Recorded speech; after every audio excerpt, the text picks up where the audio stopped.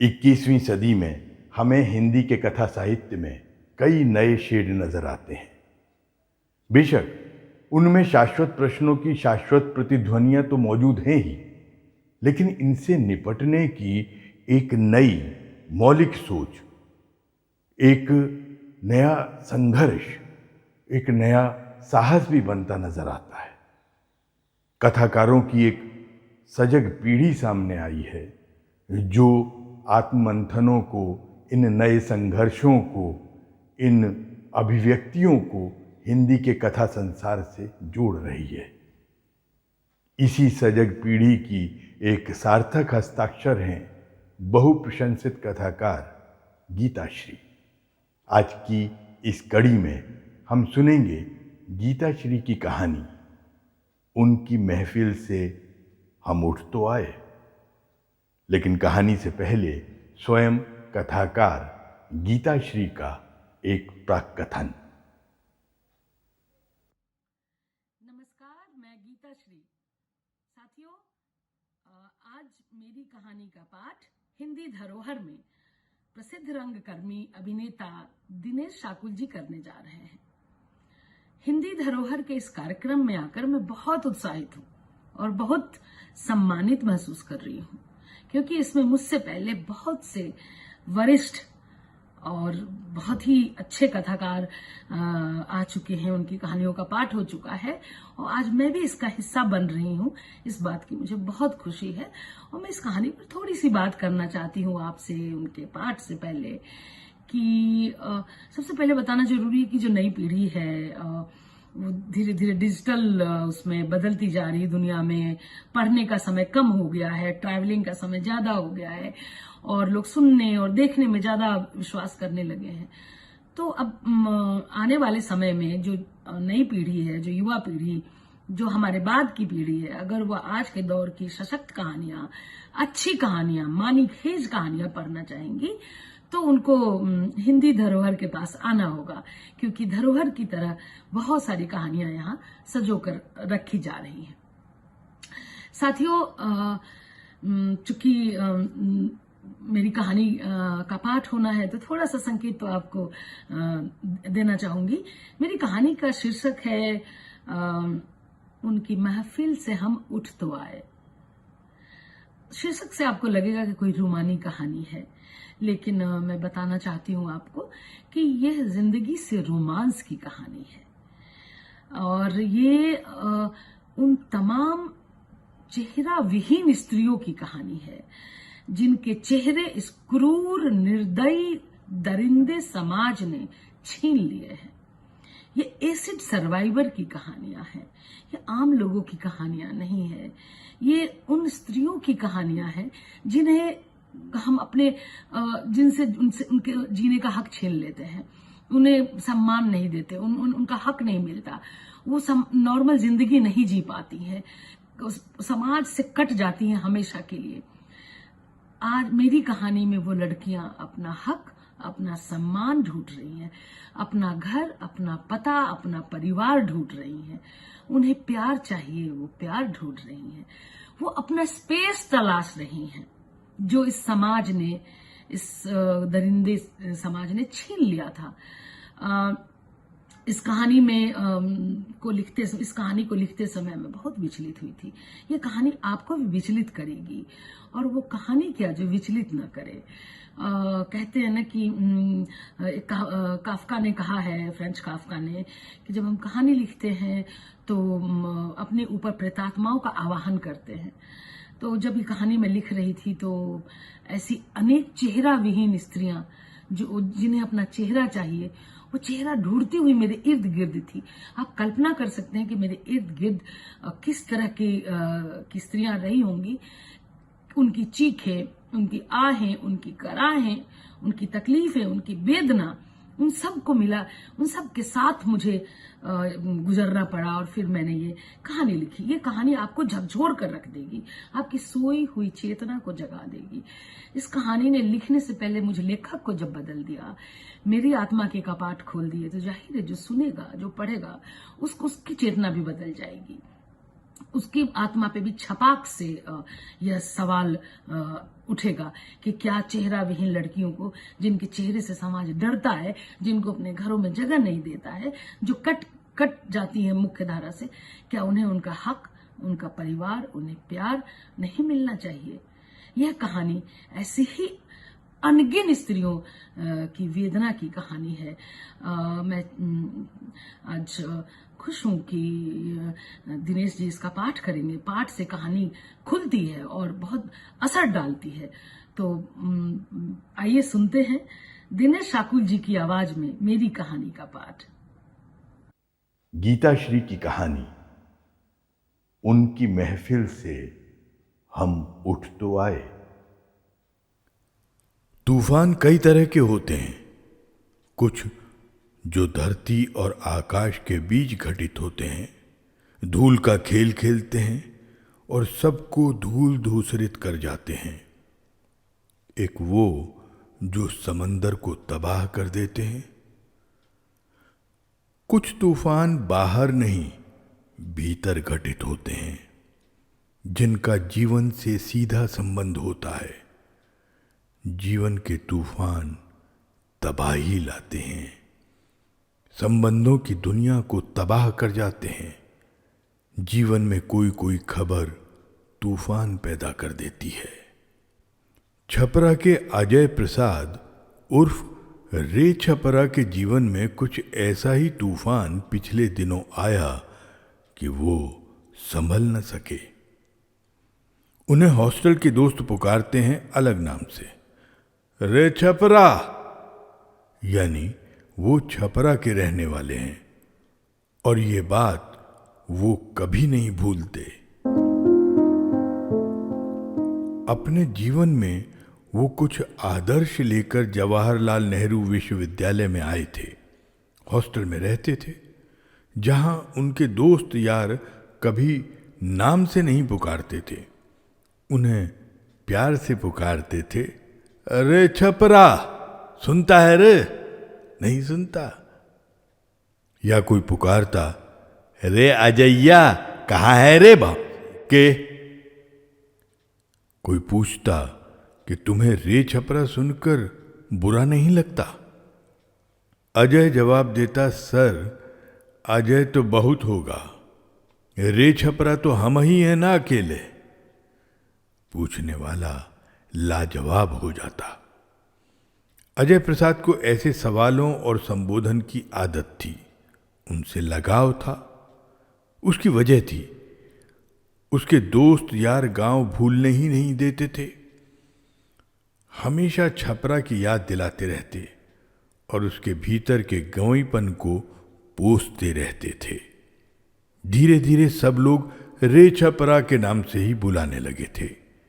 इस प्रकार वो एक आदर्शवादी युवक में बदलने लगे थे, जिनका लक्ष्य कुछ अलग और समाजोपयोगी करना था। हाँ, तो हम उनके जीवन में आए तूफान के बारे में बात कर रहे थे। इस तूफान में धूल नहीं, अरमानों की धज्जियां उड़ रही थीं।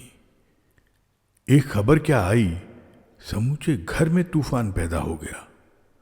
ऐसा तूफान जिसे संभालना प्रसाद खानदान के वश में नहीं था। छपरा के बलदेव प्रसाद जी का इकलौता बेटा अजय प्रसाद जेएनयू दिल्ली में शोध करने गया था। साल भर बाद ही सिंगल से डबल होकर लौटा। घर वाले हैरान परेशान। अच्छा खासा कुंवारा लड़का स्थानीय विश्वविद्यालय से पढ़कर दिल्ली पहुंचा था शोध कार्य करने के लिए। एक साल में इतना बदल गया कि साथ में ले आया अपनी दुल्हन, वो भी ऐसी दुल्हन जिसकी मुंह दिखाई तक संभव नहीं। घर आंगन के लोग माथा पकड़कर बैठ गए थे कि ये क्या हुआ कि सीधा साधा लड़का अपने लक्ष्य से ही भटक गया। जैसे कोई जहाज अपने बंदरगाह से भटककर किसी और अनजान द्वीप पर पहुंच जाए। अजैया ब्याह कर लिया, अपनी कन्या दिल्ली से लेकर आया है।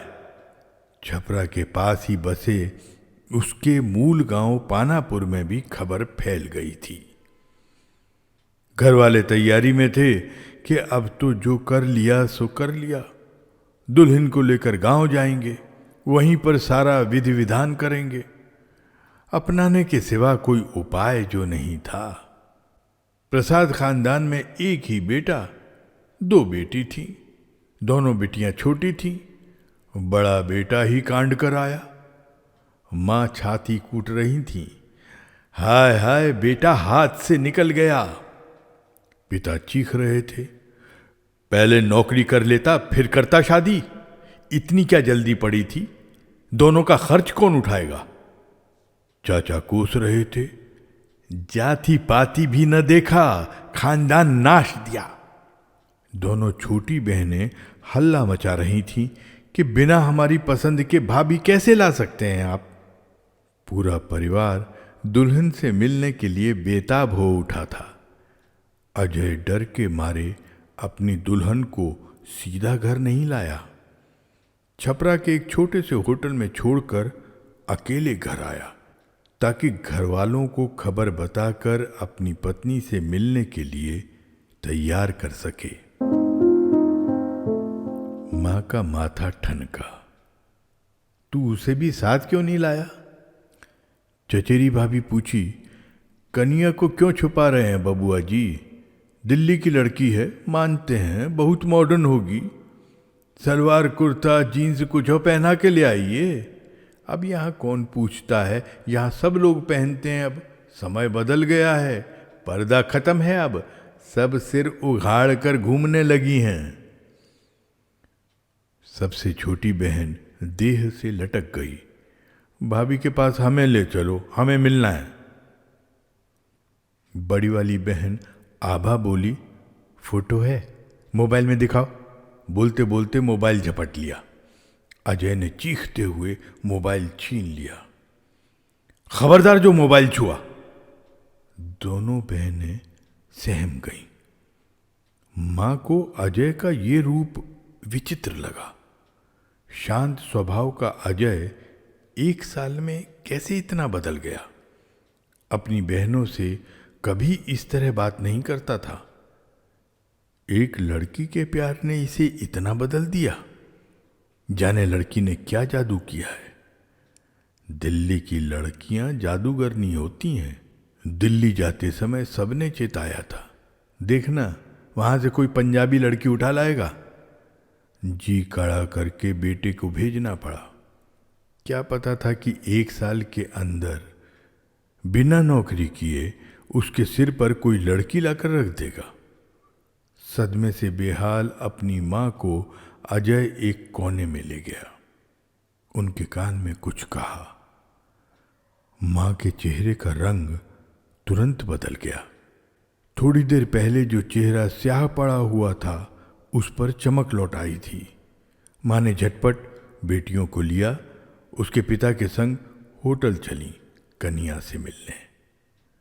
आंगन की भाभियां गुहार करती रहीं। उन्हें भरोसा दिलाया कि शीघ्र साथ लेकर यहां आएगा, मुंह दिखाई की रस्म करेंगे और बाकी के विधि के लिए गांव चले चलेंगे। चलते हुए मां ने अपनी जेठानी के कान में फुसफुसाकर बता दिया, शादी नहीं किया है, हमसे मिलाने लाया है। लड़की हमसे मिलना चाहती है, उसके बाद शादी होगी। अभी मामला हाथ में है।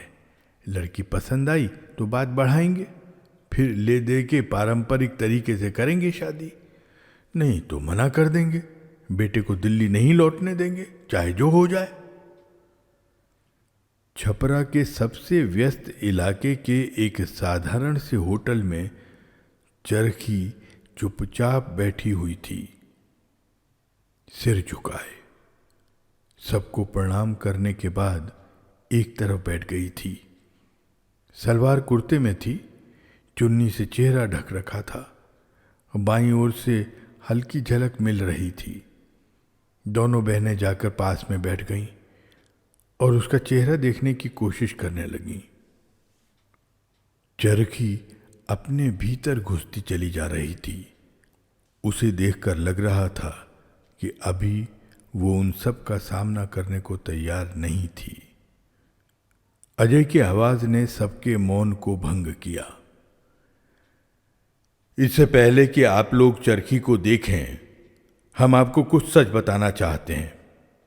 हम एक नए जीवन की शुरुआत करने जा रहे हैं, इसलिए झूठ बोलकर आपको धोखे में रखकर नहीं करेंगे। सच आपके सामने रखना चाहते हैं। बस इतनी कृपा करिएगा कि कोई आपत्ति हो तो शांति से बात करिएगा, चरखी की बेइज्जती मत करिएगा। अजय दोनों हाथ जोड़कर बोल रहा था। पिता को कुछ गड़बड़ लगा। अजय ने मामले को रहस्यमय बना दिया था। लड़की दिल्ली की थी, फिर इतना लजा क्यों रही थी? किस बात की पर्देदारी? अभी तो बहू भी नहीं बनी थी। लड़की कहीं लूली लंगड़ी गूंगी बहरी तो नहीं? उनका सिर चकराया।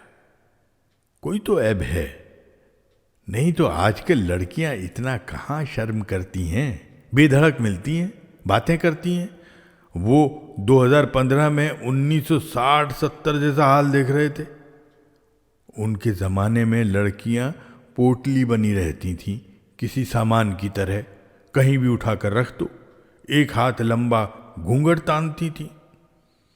अब कहाँ ये सब? किस दुनिया, किस समय की है ये लड़की? बाबूजी, ये चरखी है, वक्त की मारी हुई एक ऐसी लड़की जिसका इस वक्त मेरे सिवा कोई नहीं। मैं इससे प्यार करता हूं और ये मुझसे। आप लोगों के आशीर्वाद से हम शादी करना चाहते हैं। मगर क्या कहना चाहता है तू? मां ने तीखे अंदाज में प्रतिवाद किया। यही कि आपके अरमानों पर मैंने पानी फेर दिया, एक और बोझ बढ़ा दिया। मैं चाहता हूं कुछ समय आपके साथ ये यहां रहे। जब तक मैं अपने पैरों पर खड़ा न हो जाऊं तब तक। उसके बाद साथ ले जाऊंगा। अभी मैं घर नहीं चला सकता। छोटी बहन बार बार चरखी का चेहरा देखने की कोशिश करती। उसका मन हुआ कि मुख पर पड़ा घूंघट हटा दे। शहरी लड़कियां कहीं पर्दा करती हैं, मगर भाई का तेवर देखकर सहम गई। पिता अपने शांत स्वभाव के बेटे का साहस देखकर दंग थे। प्यार कितना निडर बना देता है। चुप्पा इंसान भी बोल उठता है। उन्हें तो लगता था कि ये लड़का कल को शादी करेगा तो पत्नी से बात भी करेगा या नहीं, क्या पता। उनका अनुमान कितना गलत निकला। ऐसे ही चुप्पे लड़के गुल खिलाते हैं। माँ बाप को भरोसे में रखकर तगड़ा झटका देते हैं। एक झटका दे तब तो, यहां तो झटका पर झटका दिए जा रहा है। सीधी बात नहीं, पहेलियां बुझा रहा है। पिता ने उसे डपट दिया। सुनो अजय बाबू, आप भूमिका मत बांधिए, बूझे? जो कहना है साफ साफ कहिए और जल्दी कहिए। जो तय करना है अभी कर लेते हैं। हम तो अभी आपकी शादी के फेवर में है नहीं, और चाहे कितनी मुसीबत की मारी लड़की हो, हम घर में अनाथ आश्रम नहीं चलाएंगे। चरखी ने हिचकी ली। अजय ने हौले से उसे छुआ। वो शांत पड़ गई। चरखी की गर्दन वैसे ही झुकी रही। चरखी सुंदर नहीं है। जैसी सुंदर बहू का सपना आप लोग देखते हैं, हमारे मन में भी वही सब बात भरे थे आप। कभी ये नहीं बोले कि लड़की स्वभाव की सुंदर हो, उससे तेरी पटे, तुझे प्यार हो, पसंद हो, वैसी पुतोहू लाना। हमने उल्टा किया, अपनी पसंद की लड़की चुनी, जो मन की बहुत सुंदर है, गुणी है, और जिससे मुझे सच्चा प्यार। प्यार? तुमको पिछवाड़ा धोने का लूर है रे? प्यार करने चला है, जानता भी है कि प्यार क्या होता है। कुल खानदान भी कोई चीज है? प्यार से बढ़कर परिवार के प्रति कर्तव्य होता है। इतना तो जानते हो नहीं कि बड़ा आया बाप को प्यार का पाठ पढ़ाने वाला। जहां से आए हो सीधे वहीं निकल जाओ। पिता तमतमा उठे थे। गुस्से से उनका चेहरा लाल बबूका हो उठा था। वो अभी इतने बूढ़े भी नहीं हुए थे, 50 तक पहुंचे ही थे। बाप बेटा साथ चलते तो भाई सरीखे दिखते थे। गठीले बदन वाले पिता ने अजय की ठुकाई भी खूब की है। वो तो चरखी का लिहाज कर गए, नहीं तो गुस्से में हाथ उठ गया होता उनका। मां ने हस्तक्षेप किया, देखिए, जवान बेटा है, हम उसकी मर्जी के विरुद्ध कुछ नहीं कर सकते। हमें उसकी बात सुन लेना चाहिए, फिर अपना फैसला सुना देंगे साफ साफ। एक लड़की के लिए अपना बेटा तो नहीं खो सकते ना। अजय की मां, तुम ही दिमाग चढ़ा रखी हो बच्चों का। कल को ये दोनों लड़कियां भी उठा लाएंगी कहीं से 2 लंगूर, बांध देना उनके गले में अपनी बेटियां। चुप हो जाइए, मुझे बात करने दीजिए। मां अपने रौद्र रूप में आई तो पिता थोड़े शांत पड़े और उठकर कमरे से बाहर निकल गए। वो बड़बड़ाते जा रहे थे, अब माँ बेटा मिलकर खिचड़ी पकाएगा। ऐसा बेटा निकला, माँ बाप की जरूरत ही नहीं रही। हम लोग प्रेम नहीं करते थे क्या? तो क्या सबको घर उठा के लाते थे? जहां माँ बाप तय कर दिए, कर लिए। दोनों बहनें सहम कर कमरे में एक कोने में जाकर बैठ गईं। अजय पर कोई फर्क नहीं पड़ा, वैसे ही अविचल बैठा रहा। चरखी थोड़ी हिल रही थी, लगा कुछ कहना चाहती थी। अजय उसे रोक रहा था। मां ने कहा, हमें लड़की से बात करवाओ, काहे छुपा रखे हो? क्या दिक्कत है? तुमको पसंद है तो हम विचार कर सकते हैं। इतना नौटंकी करने का क्या जरूरत है? हम लोगों को दिल्ली बुला लेते, हम वहीं सब फाइनल कर देते। यहां आने का क्या मतलब? वो तीक्ष्ण निगाहों से चरखी को ताड़ रही थी। मां, अजय हिचका। मां सशंकित हो उठी। अजय ऐसा क्या कहना चाह रहा है? इतना समय क्यों ले रहा है? उनके मन में सवालों के तूफान उठ रहे थे। पहले मैं आप सबको एक कहानी सुनाना चाहता हूं, उसके बाद आप चरखी को देखना, बात करना। पहले कहानी सुन लो। ये कहानी सुनने का टाइम है क्या बेटा? यहां हम सबकी सांस अटकी हुई है, बाहर तेरे पिताजी सांप की तरह फुफकार रहे हैं। देर करोगे तो हम दोनों को भस्म कर देंगे। अजय ने उन्हें अनसुना कर दिया। एक लड़की थी, मासूम सी, भोली भाली। उसकी शादी कम उम्र में एक शैतान से कर दी गई। अरे हमको नहीं सुनना कोई कहानी वहानी, तुम तो नई कहानी बना रहे हो। अजूबा हो तुम बेटा। मां ने माथा ठोका। अजय आगे कहता रहा,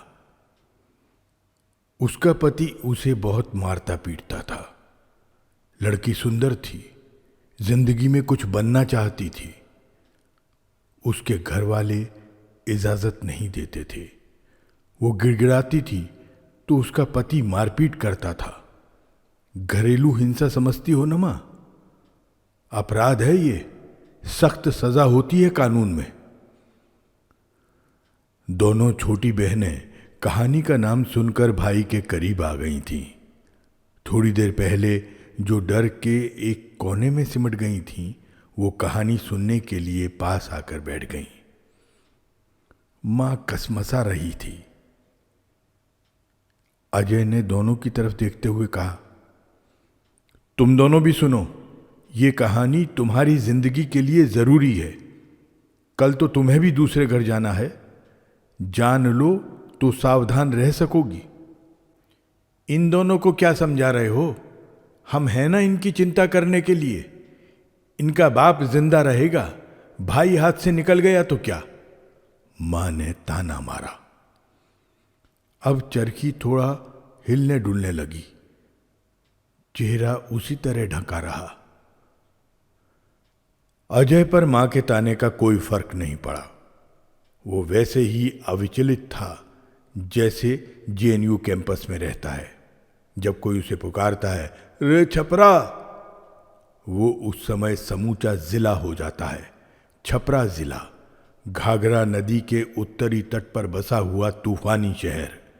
नदी का बहाव उसकी रगों में दौड़ने लगता। अपनी श्यामल देह पर पूरे कस्बाई शहर और नदी की शीतल परछाई ओढ़कर सुख की नींद सो जाता था। उसका मन ही न होता कि प्रतिवाद करे। जिसे जो कहना है कहे। कुछ भी कहने के लिए मौलिक अधिकार को वो कैसे छीन ले। अभी कहानी सुनाना उसका मौलिक अधिकार था। वो अविचलित कथा कहता रहा। उस लड़की ने घरेलू हिंसा खूब सहा, क्योंकि उसे लगता था एक दिन सब ठीक हो जाएगा। आदमी का हृदय बदलेगा तो समय भी बदल जाएगा। बुरा वक्त चुपचाप काट लेना चाहिए। उसके माँ बाप ने उसे यही समझाया था। फिर वो एक बेटे की माँ बनी। उसे लगा अब तो हृदय जरूर बदलेगा। लेकिन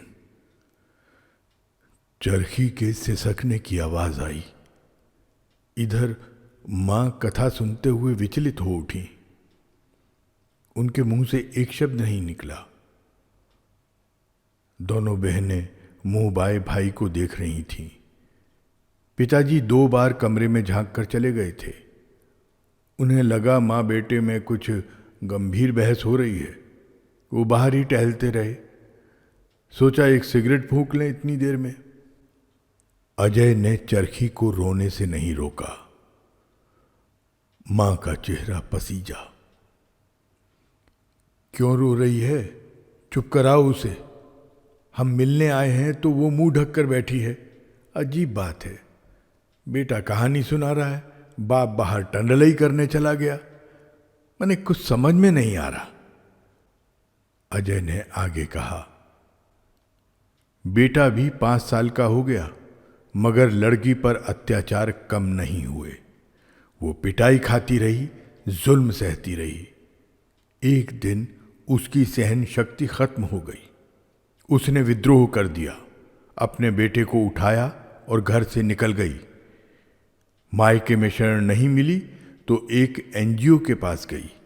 उनकी सहायता से अलग जीवन शुरू किया। पति से तलाक मांगा। पति को यही बात अखर गई कि पत्नी तलाक मांग रही है, इसकी इतनी औकात। बेटा, हमारे समाज में कहां औरतें तलाक मांगती हैं? शुक्ला जी के यहां भी ऐसा मामला उठा था। सब लोग मिलकर उनकी बहू को इतना दबाए कि वो पीछे हट गई। हम लोग मिडिल क्लास हैं बेटा। औरत के लिए बहुत आसान नहीं है। बेचारी कैसे झेली होगी सब। अच्छा, कहानी खत्म हुई हो तो इनसे बात करवा दो। चरखी की तरफ घूमकर बोली, अभी कहां मां?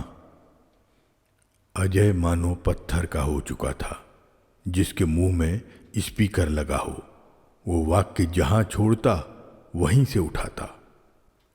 पति की आन पर बनाई, समाज में कैसे मर्दानगी झाड़ता। वो मर्द कैसा जिसकी पत्नी तलाक दे दे। उसने सबक सिखाने का सोचा। एक दिन पत्नी से गिड़गिड़ाया कि बेटे से मिलवा दो। बेचारी पत्नी को दया आ गई। आखिर बच्चे पर बाप का भी हक होता है ना। वो झांसे में आ गई और उसे लेकर मिलवाने चली। दिल्ली में एक बुद्धा गार्डन है जहां प्रेमी प्रेमिका मिलते हैं। बहुत घना जंगल है उसके अंदर। वहां बुलाया था। पति ने बेटे को गोद में उठाया, पत्नी के चेहरे पर कुछ फेंका और भागता हुआ गार्डन से बाहर निकल गया। बेटा चीखता रोता रहा। पिता ने पलट कर नहीं देखा। लड़की वहीं गिरी हुई तड़पती रही। उसका आधा चेहरा और कंधा झुलस चुका था। जानती हो क्या फेंका था उसके ऊपर? मां कांप कर रह गई। तुम जो बाथरूम साफ करने के लिए मंगाती हो ना, तेजाब, वही फेंका था उसके मुंह पर। ओह, बेचारी औरत, क्या हुआ होगा उसका? कहां गई होगी? तुम जानते हो क्या उसको? लड़की कई दिन तक तड़पती रही, झुलसे हुए चेहरे के साथ। वहां से किसी तरह भागकर एक जगह पहुंची जहां मजदूर रहते थे। वहीं गिरकर बेहोश हो गई। उसी हालत में 3-4 दिन रही। घाव में कीड़े पड़ने लगे तो एक मजदूर को दया आई, उसने पहुंचा दिया। जानती हो मां, उस लड़की का भाग्य कितना खराब था। मजदूरों में से एक लफंगा निकला। वो रात में उसके साथ गलत काम करने की कोशिश किया। लड़की चिल्लाई, तब जाकर बाकी मजदूरों ने उसे बचाया और उसे अस्पताल के दरवाजे पर छोड़कर चले गए। लड़की बच गई, मगर उसका आधा चेहरा सड़ चुका था। आंखें बच गईं, गनीमत है। वो लड़की अब सहारा ढूंढ रही है। उसका विश्वास सारे संबंधों से उठ गया है। उसे कहीं नौकरी नहीं मिल रही है। पढ़ी लिखी है, मगर उसे कौन नौकरी देगा? तलाक हो चुका है। पति बेटे को लेकर शहर से गायब हो चुका है, कहीं अता पता नहीं। एनजीओ वाले कुछ करेंगे उसके लिए। जल्दी ही उसे काम मिल जाएगा, जिंदगी सामान्य हो जाएगी उसकी। मैं चाहता हूं वो फिर से विश्वास करना सीखे।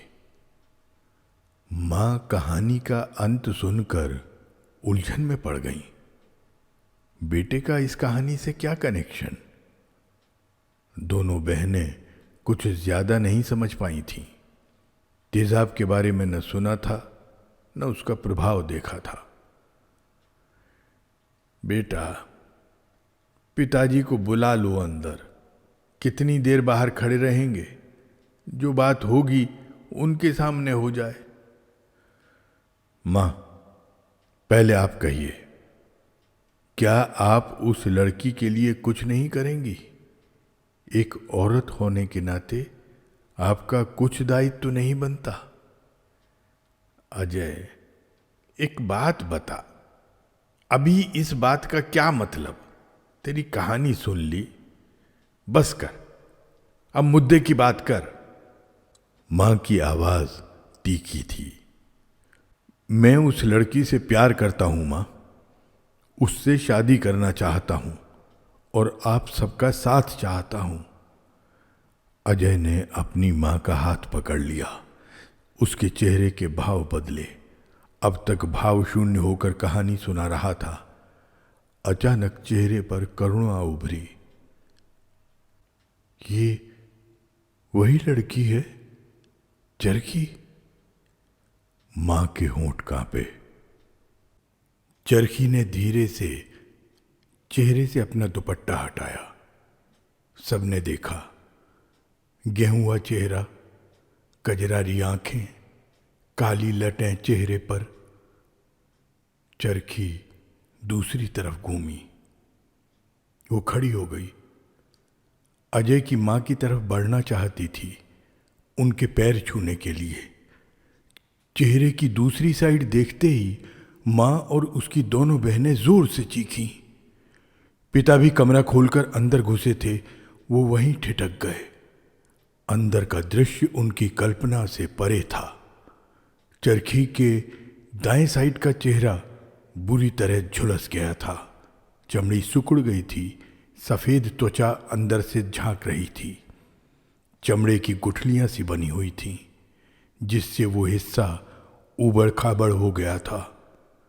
दोनों आंखें सलामत थीं, जिसमें काजल लगा रखा था। होंठ थोड़े ही झुलसे थे। नाक का ऊपरी कुछ हिस्सा भी गल गया था। झुलसा हुआ कंधा नहीं दिखाई दे रहा था। वो हिस्सा कुर्ते से ढका हुआ था। कान भी क्षतिग्रस्त था, मगर उसमें चांदी के ईयरिंग्स लटक रहे थे। गले में भी पतली सी चांदी की चेन थी। बाईं साइड से चरखी मोहक लग रही थी। दाईं साइड होते ही मंजर बदल जाता था। मां ने अपनी आंखें बंद कर ली। बहनों ने मां की देह में अपना चेहरा धंसा दिया। अजय की मां, घर चलो। कड़कती हुई आवाज में ऑर्डर देते हुए पिता फिर कमरे से बाहर निकल गए थे।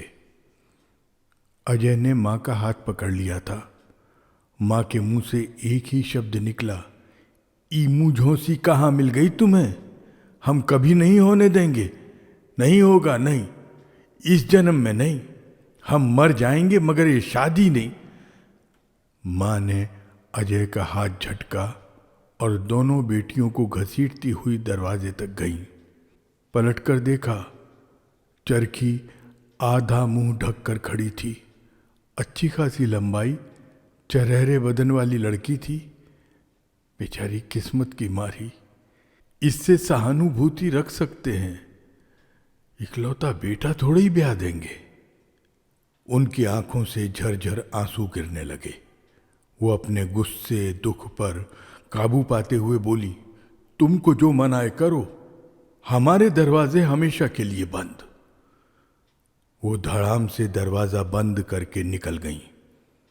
पिता की आवाज आई, मर गया बेटा, सब खेत पथार दोनों बेटियों को दे देंगे, इसको एक फूटी कौड़ी नहीं मिलेगा। बंद करो खर्चा पानी, हम श्राद्ध कर देंगे उसका, घर में घुसने नहीं देंगे। अजय वहीं ठिठका खड़ा रह गया।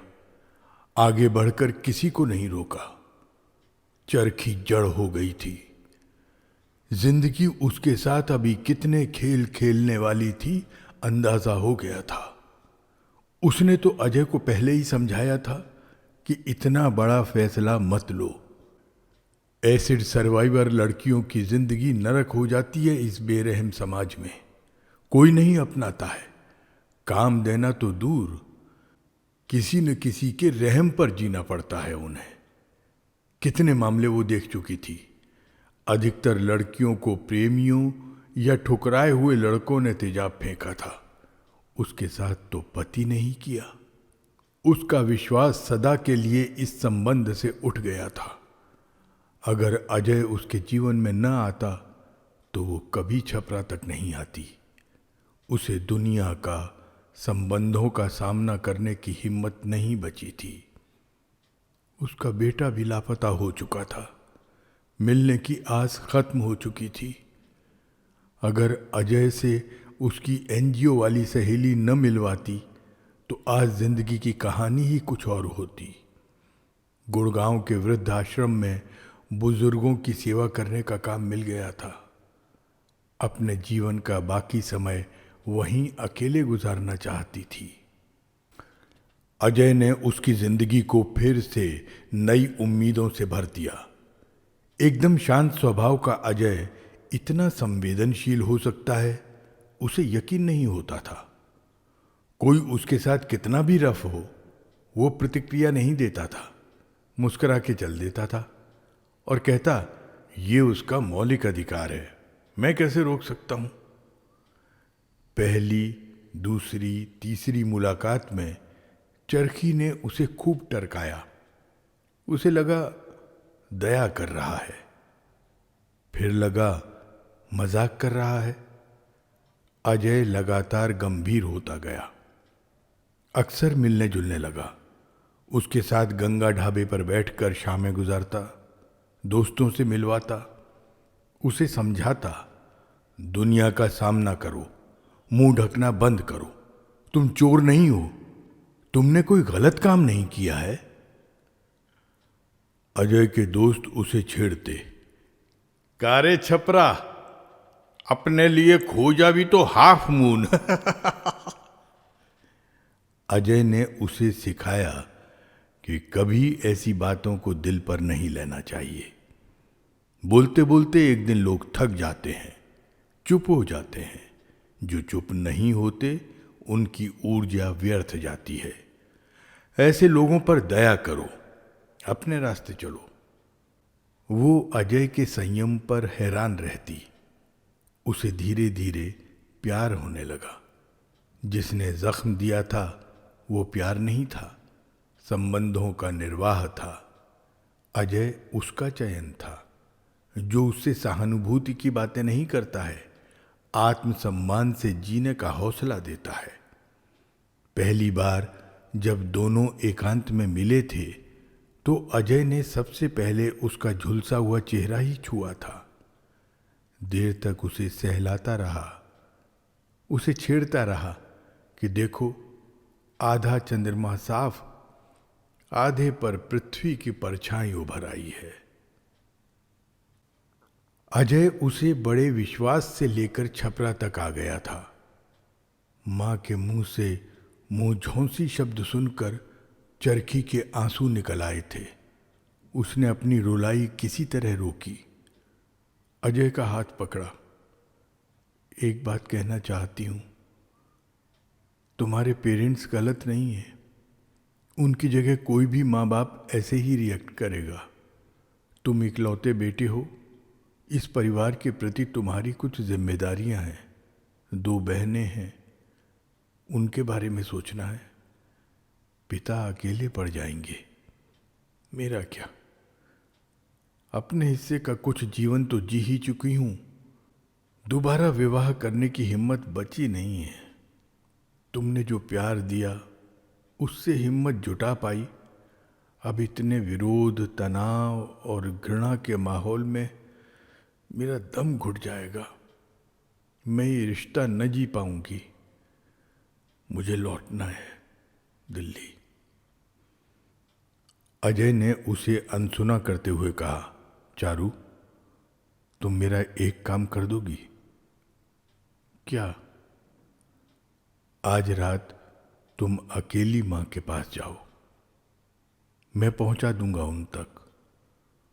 उनसे तुम अकेले में बात कर सकती हो। वो एक स्त्री हैं। शायद उनका दिल बदल जाए, वो तुम्हारा दर्द समझें। अजय, स्त्रियां तब स्त्रियां कहाँ रह पाती हैं जब वो किसी की माँ या बहन या बीवी होती हैं। वो उस वक्त स्त्री होकर नहीं सोचती। अगर ऐसा करने लगें स्त्रियां, तो हमारी दुनिया ही बदल जाएगी। मेरा ये भी अनुभव है। हो सकता है तुम्हें एंटी वुमेन लगे। अपने अनुभव से जाना कि औरतें मर्दों की धाक मानती हैं। जिद छोड़ेंगी जब कोई मर्द मनाए, चाहे धौंस से या मनुहार से। तुम मेरी बात सुनो। जाओगी या रुको, कुछ सोचता हूं। हार नहीं मानूंगा। आज रात मैं जाऊंगा। एक आखिरी कोशिश। मैं दिल्ली लौट जाती हूं। तुम कुछ दिन रुक कर आना। चरखी सामान समेटने लगी। उसे रात की ट्रेन पकड़नी थी। रिजर्वेशन 2 दिन बाद का था। वो स्लीपर क्लास में ही बैठकर चली जाएगी, चाहे जो हो। मन ही मन वो प्लान करती रही। अजय रात के अंधेरे में पहुंचा था मां के पास। बेटा कितना बड़ा गुनाह कर ले, मां के दिल के दरवाजे हमेशा खुल जाते हैं। देर तक वो मां के पैरों के पास बैठा रहा। मां बिस्तर पर बैठ गई थी, नीचे पैर लटकाकर। अजय नीचे बैठ गया। देखो मां, शादी तो मैं चरखी से ही करूंगा, चाहे आप लोग मुझे त्याग दो। मैं आप लोगों का अपराधी हो जाऊंगा, मगर आपका ही बेटा हूं। जुबान दे दी, प्रेम कर बैठा, उसे धोखा नहीं दे सकता। आप मान जाइए। मां की आंखों से आंसू ढुलके और बेटे के हाथों पर गिरे। अजय ने उठकर उनके आंसू पोंछे। मैं आपका अपराधी हूं, बहुत दुख दे रहा हूं। आप कभी माफ नहीं कर पाएंगी, जानता हूं। आपको पिताजी से भी बहुत कुछ सुनना पड़ेगा। सब आपकी कोख को ही दोष देंगे। मुझे बस इसी बात का दुख है कि कोई बच्चा कुछ करे, लोग उसकी मां को, उसकी परवरिश को ही दोषी ठहराते हैं। पिता तो पल्ला झाड़कर अलग हो जाते हैं। तो मां, यह संस्कार आपका ही दिया हुआ है। सच के साथ खड़ा होना, जिसे प्यार किया उसे निभाना। आप नहीं निभा रही पिताजी को। क्या बोल रहा है? गलत बोल रहा हूं? उन्होंने आपको कुछ करने दिया? नौकरी करती थी आप, छुड़ा दिया, घर बिठा दिया, बच्चे थमा दिए, इन्हीं में अपने को ढूंढो, इनके लिए मरो, जियो। आप कहीं गायब हो गई माँ। वो लड़की गायब हो गई जो खेल के मैदानों में लंबी दौड़ की धावक थी। आप हमेशा फर्स्ट आती थी ना, याद है? आप कोच बनी थी ना, कम उम्र में। फिर शादी कर दी गई, उसके बाद हम सब हुए। मैं अब भी दौड़ रही हूं बेटा, सबके पीछे। मेरी दौड़ कहाँ खत्म हुई, अब थक गई हूं मैं। अच्छा ये सब छोड़, अपना जीवन सोच। इस लड़की के साथ तेरा जीवन नहीं चल पाएगा। मुझे उससे सहानुभूति है, दया है, बस हम अपने घर में नहीं रख सकते, रिश्ता नहीं जोड़ सकते। मैं तुझे मुक्त करती हूं, जा। इतना मन है तो कर ले अपने मन की। यहां मत आना कभी। समाज में हमारी बहुत थू थू होगी। इसी समाज के डर से आपने स्पोर्ट्स छोड़ दिया। आज आप कहां से कहां होती मां। आज भी आपसे तेज कोई नहीं दौड़ सकता, चलना भी संभव नहीं, इतनी तेज चलती हैं आप। देश ने एक महिला धावक खो दिया। चल हट, मजाक मत कर। दोनों मुस्कुराए। माहौल हल्का हुआ। अजय ने ट्यूब के उजाले में अपनी मां का चेहरा गौर से देखा। कितनी युवा मां थी। 47 साल की उम्र में खुद को बूढ़ी माने बैठी हैं। दिल्ली में होती तो जीन्स पहनकर पार्टियां अटेंड कर रही होती, सड़कों पर दौड़ रही होती। महानगरों में संघर्ष भीषण है, मगर उम्र का एहसास कम। वहां संघर्ष की एक उम्र होती है, देह की नहीं। चरखी के एनजीओ की प्रमुख मिसेस दत्ता दिन भर सिगरेट फूंकती रहती हैं, छोटे बाल और बिंदास ठहाके। युवाओं से ज्यादा दोस्ती है उनकी।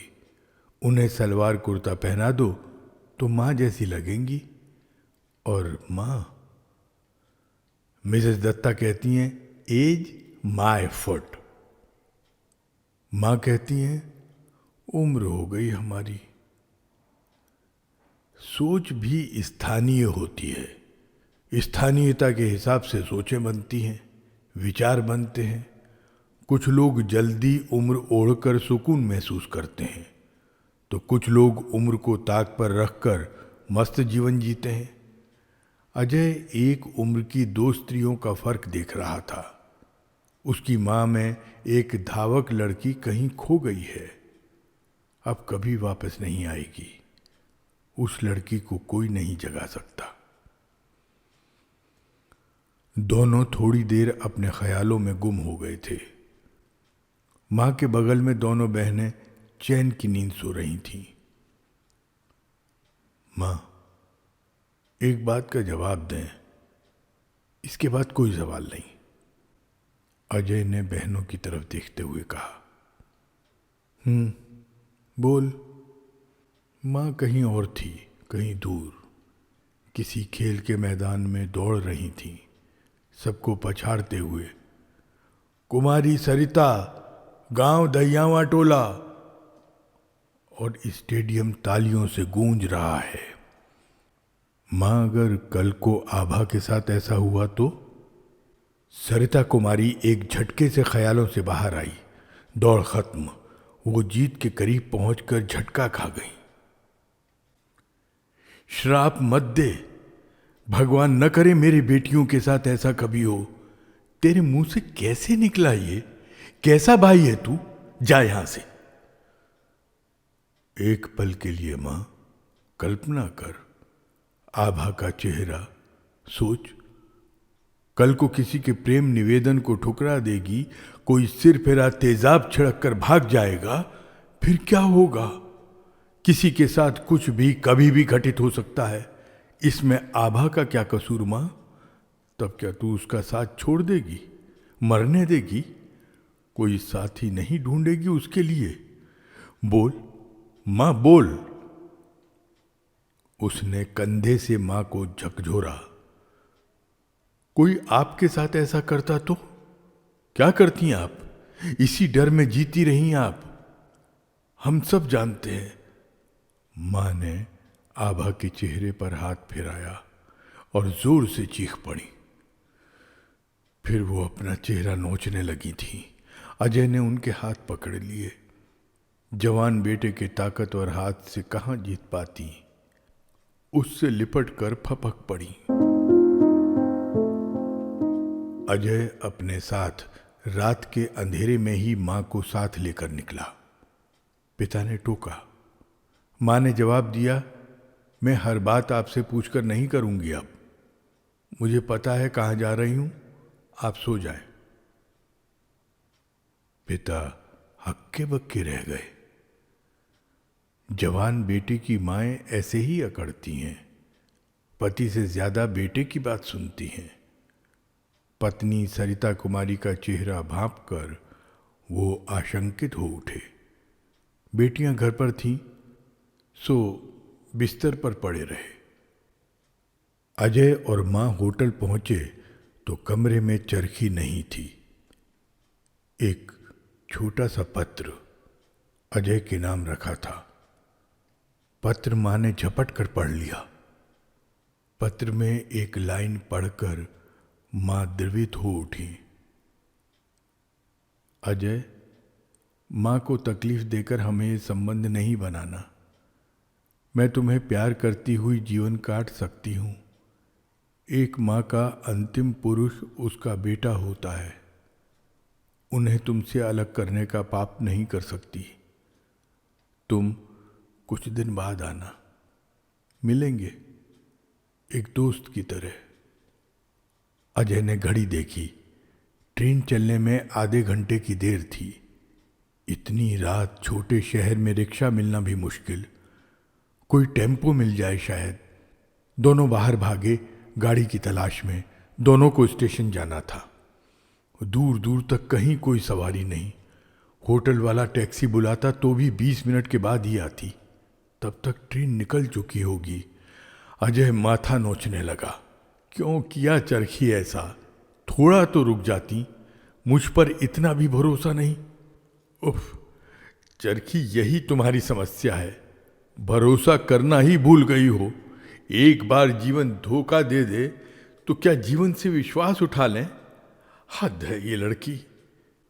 अजय टेम्पो वाले को ढूंढ रहा था। पैदल चलकर भी जाएगा तो स्टेशन घंटे से पहले नहीं पहुंचेगा। ट्रेन निकल चुकी होगी या रेंग रही होगी। खुद तो दौड़ लगा लेगा, मां कैसे पहुंचेंगी? इतना सोचते सोचते अजय ने मां की तरफ देखा।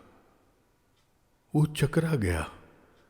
अजय प्रसाद की मां बलदेव प्रसाद की पत्नी कुमारी सरिता हवा हो गई थी। दुपट्टा कमर में कस के वो जो दौड़ी, अजय उनका मुकाबला नहीं कर सका। हांफता गिरता पड़ता मां मां चिल्लाता पीछे पीछे दौड़ता रहा। सरिता कुमारी के कानों में गूंज रहा था मैदान का लाउड स्पीकर। ये हमारी प्रतियोगी सरिता कुमारी बस अंतिम लाइन को छूने ही वाली हैं। इस प्रकार से अजय गिरते पड़ते स्टेशन पहुंचा। ट्रेन रेंग रही थी। स्लीपर क्लास की खिड़की के पास बैठी चरखी मां के हाथों से कुछ पोटली लुमा ले रही थी। मां कुछ बोल रही थी। ट्रेन सरकने लगी थी। मां ने इशारा किया अजय को, रे छपरा, या चढ़ जा ट्रेन पर, जो होगा देख लेंगे। सरिता कुमारी ने ज्यों ही चरखी के हाथों को छुआ, उनके कानों में लाउड स्पीकर से आवाज आई, दहियावा टोला की कुमारी सरिता दौड़ प्रतियोगिता जीत गई हैं। अजय ने सुना। मां ट्रेन के साथ साथ चलते हुए चरखी के गाल का झुलसा हुआ हिस्सा थपथपा रही थी और कह रही थी, इसे ढको मत। दुनिया अपनी आंखें ढक ले, ये उनकी करतूत है, तुम क्यों ढको? और ये पोटली में कुछ पैसे हैं, इससे अपना घर बसाओ। फिर हम सबको लेकर वहीं आते हैं। यहाँ का समाज तो देर से बदलेगा, समय लगेगा। पहले अपना घर ठीक करो, आते हैं हम लोग, फोटो भेजना, ठीक है? सरिता कुमारी प्रतियोगिता जीतकर स्टेशन से बाहर आई तो तेज अंधड़ चल रहा था, तूफान का अंदेशा था। वो मुस्कुरा रही थी। बैसाख महीने में तूफान बहुत आते हैं। वो दौड़ने लगी, तूफान से पहले घर पहुंचना था। यहां पर कहानी पर विराम लगता है।